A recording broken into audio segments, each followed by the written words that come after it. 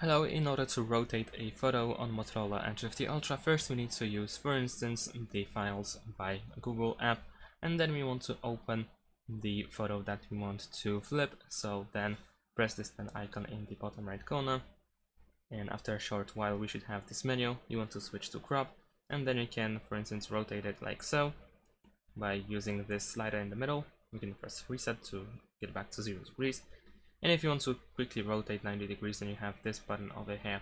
And once you are done, you can simply press save copy, and that's pretty much it. And there we go, we have our flipped photo.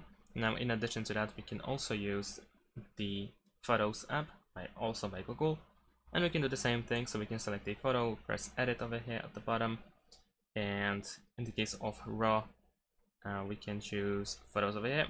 Here we go. And we have the same menu, and then we can press save copy, and there we go. Thanks for watching, leave a like and subscribe to my channel, and see you in my next videos. Bye.